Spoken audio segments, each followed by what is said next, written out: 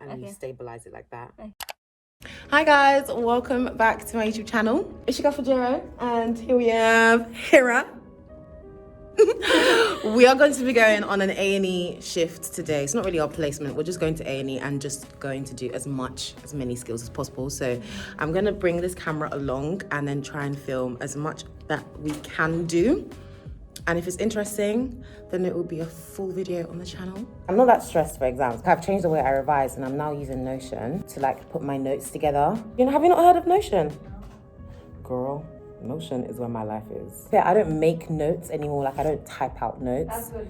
I just copy and paste the notes that are available like on Past Med textbook and Zero to Final, stuff like that. And then I put it in one place and then I can actually like put questions together on Notion. And then I can start doing like active recall or spaced repetition, active recall techniques with Notion. We're just gonna study for the next 40 minutes, 50 minutes, and then we'll head over to A&E. So I just wanted to go into a little bit more detail about the Notion thing that I was explaining earlier. So this is my current Notion workspace, and I'm just going to explain this with a current topic that I'm revising for, which is acromegaly in my endocrine section. So I go to Past Med, I copy up some of the notes that they've already included, because why not use the resources that are already available? And what I do is I go to the top of the page, which you'll see in a second, and I start creating questions based off of this content. And I use the toggle list in Notion to kind of preempt myself so that I can kind of get the clues of what I'm trying to refer to in the question. And then at the top, I'll have the list of questions. This is to jog my memory before I really go into the content of that topic. And then I'll have an actual calendar so that I can actually put in dates where I'm revising specific topics so that I don't actually lose the knowledge that I've just learned. So that's just a quick summary of how I use Notion. So we've got these American snacks. And I'm gonna... They're a bit spicy. I like hot Cheetos more, whoever knows. I love Cheetos. Yeah. The hot one. Yeah. Have you not done the turkeys? So fun. Oh my god. We eat it together. Okay, we have to.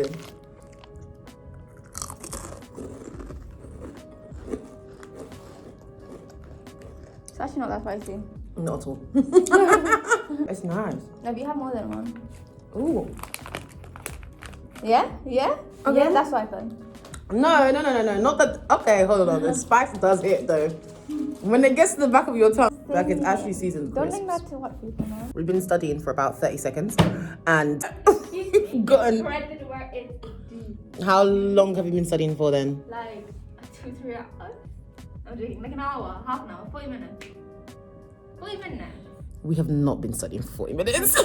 We've been studying for 20 minutes. We took a break. We came back downstairs. Yeah, and then I did another 10 minutes. That's half an hour.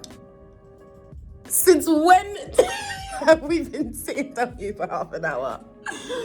Right, we're gonna go to A&E very soon. Go and try and do some skills in A&E. So we'll be heading out very soon. I'm just taking some surgical scrubs. This is a very impromptu session. We just decided, let's go to A&E, let's practice some skills. At the end of this year, year 3, we've actually been taught how to do a lot of medical skills. So cannulas, bloods, ABG, ECG, injections, as well as some surgical skills such as catheterizations.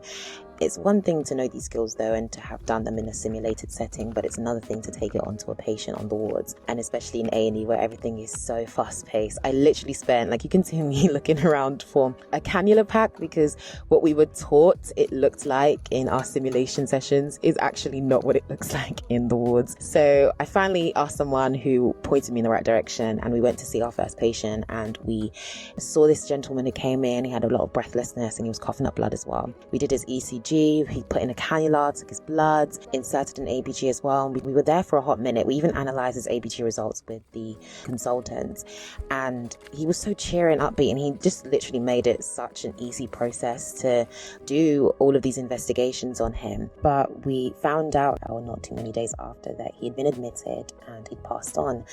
And especially when you're in the medical space or medical field and you've contributed to someone's care, or even if you've just done the bare minimum like we did and did the investigations, it feels so different. Like death in the hospital feels so different, like you're personally responsible, even though sometimes it's so out of your control. But anyway, we stayed in the major section of our AD for a while. This was us checking in on that patient that I just mentioned earlier because he was coughing a lot. And when we went to resus, which is this department that you see currently right now, which is where patients just get basically triaged and get admitted onto the ward as soon as possible. And here we did a lot of skills. We did a lot of bloods, did a lot of cannulas. What I did. Here I was a bit like hesitant to do like the cannulas on the patient. So we spent a lot of time kind of not rehearsing, but kind of going over what that would involve, especially the part where you have to do like a VBG or take bloods from the cannula, because we hadn't actually gone through a lot of that in detail in our simulation. But then I volunteered my veins for her to do a cannula on, and that is where this clip comes in. I'm so scared I'm gonna hurt you. You are gonna hurt me. But you don't have a tray. What are you doing all this? It's some more. Yeah. So should I turn you on? Okay, so we moved into here because apparently we're not allowed to be doing this and we don't want to get in. And this really nice nurse was like, I don't want you to get in trouble, so she put us in the store. Yeah. Okay, so I'm gonna, oh, can I go on that side? I can sit down, this is perfect. A little bit. Are you sure you're fine? And then you stabilize it like that. Okay. And then you go in. Okay. Like that? Yeah. See, it feels like more like you can do more with it. Do you know what I mean? How are you doing this to yourself? Because you've probably gone all the way through the vein. Did you not get... Is that not... Don't do that. I thought that... Am I not even bleeding? Imagine if you were in muscle all this time.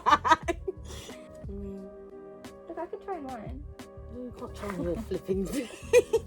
You need a sharp spin though. Yeah. That did not work out. So I'm here bleeding a little bit. Here's going to get me some tape. I'm not gonna let her try again. I'm not gonna lie. If she didn't get it the first time round, I was just telling them, I'm not gonna let you. This girl wants to try again. You can't try again. It's the audacity for me. I wish they just had small like plasters instead of like actual tape. Bro, you're not bleeding. Why do you want tape? Bro, look. You like this, man? I can't even use it. So this is my first ever bruise, and it was induced by a medical student. Are you proud? Yeah. Are you proud? Yeah. And you want to try a cannula again? Yeah, do you know when you've inflicted trauma into my arm. Okay, this is probably like a tracheostomy model as well, because he's got the flap of his skin. But yeah, we were shooed away into this room to practice on each other because they just didn't want us to like practice in front of the patients. And I think it was really nice of them to do that. Like, it was really thoughtful. Yeah, they didn't want us to get in trouble just in case we were caught like practice. I mean, it's okay to practice, but I think they were just worried about the patients. But yeah, we're gonna go back onto the ward and see if there's one more cannula that we can do, and then we're gonna head home. One eternity later. We've just finished 4.5 hours. It's probably more than 4.5 hours. 5.5 hours instead of 1 hour. I'm so tired. My legs are weak. I'm drained. But we got so much done. We did like 2 cannulas, 1 ABG, 3 VBGs, I'm joking, not that many, but we did a lot. And I learned how to take bloods from a cannula, which is something that I just haven't done at all. Today was the first time, so I'm really proud of myself. Proud of you too. We say yes to you. So, what are we doing when we go home? We're eating. I'm gonna get some hot water. I'm gonna put my feet in there. Ooh, like hot water, like in just a bucket, and just put your feet in it. Yeah. Oh my God, my mom used to tell me that she used to do that when she was in uni, and it keeps them awake when they're studying at night. Not gonna lie, yeah. I'm gonna get a hot water bottle, put my feet up on that, and chill.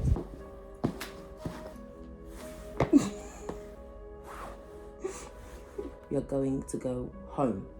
Okay? Okay. If you guys want to watch a longer video of a day in the life in a med student or a week in life in a med student, then click on the videos that are popping up. And I will see you guys on the next video on my channel. Bye. Why are you insulting me?